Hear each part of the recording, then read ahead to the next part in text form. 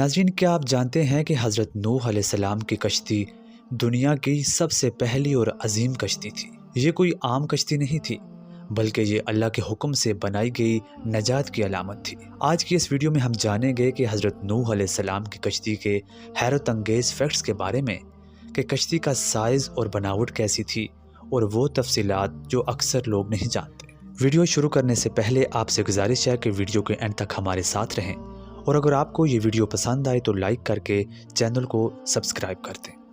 چلیے ویڈیو کا آغاز کرتے ہیں۔ اللہ تبارک و تعالیٰ نے حضرت نوح علیہ السلام کو وحی کے ذریعے حکم دیا کہ ہماری نگرانی میں اور ہماری وحی کے مطابق کشتی تیار کرو۔ یہ بات قرآن مجید میں بھی موجود ہے کہ کشتی اللہ کی ہدایت اور حفاظت میں بنائی گئی۔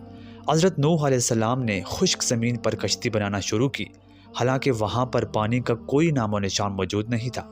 قوم نوح انہیں دیکھ کر ہنسی اڑاتی اور مذاق میں کہتی کہ یہ کیسا نبی ہے، صحرا میں کشتی بنا رہا ہے۔ لیکن حضرت نوح علیہ السلام اللہ کے حکم پر ثابت قدم رہے۔ مختلف روایات کے مطابق کشتی کی لمبائی تقریباً 300 ہاتھ تھی، چوڑائی 50 ہاتھ اور اونچائی 30 ہاتھ تک تھی۔ کشتی 3 منزلہ تھی۔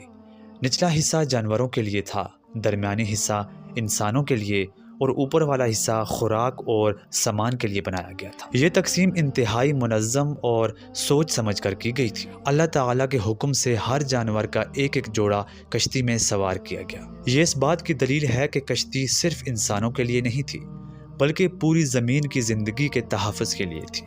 جب طوفان آیا تو آسمان سے بارش برسنے لگی اور زمین سے پانی ابلنے لگا۔ لہریں پہاڑوں جیسی تھی، لیکن کشتی نہ ٹوٹی، نہ ہی الٹی اور نہ ہی ڈوبی، کیونکہ وہ اللہ کے حکم سے بنائی گئی تھی۔ قرآن مجید کے مطابق طوفان کے بعد کشتی کوہ جودی پر جا کر ٹھہری۔ یہ مقام آج بھی ترکی کے علاقے میں بتایا جاتا ہے، اور کئی ماہرین آج تک اس کی تحقیق کر رہے ہیں۔ یہ کشتی انجن اور کمپاس کے بغیر تھی، لیکن پھر بھی محفوظ رہی، کیونکہ اس کا نگران اللہ تعالیٰ خود تھا۔ یہ کشتی انسانی تاریخ میں ایمان کی سب سے بڑی مثال ہے۔ ناظرین، اس واقعے سے ہمیں سبق ملتا ہے کہ اللہ کے حکم پر یقین ناممکن کو ممکن بنا دیتا ہے۔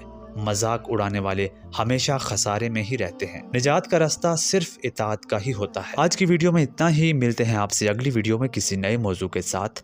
تب تک کے لیے اللہ حافظ۔ اگر آپ کو ہماری یہ ویڈیو پسند آئی تو لائک کر کے چینل کو سبسکرائب کر دیں۔ اللہ تعالی ہم سب کا حامی و ناصر ہو۔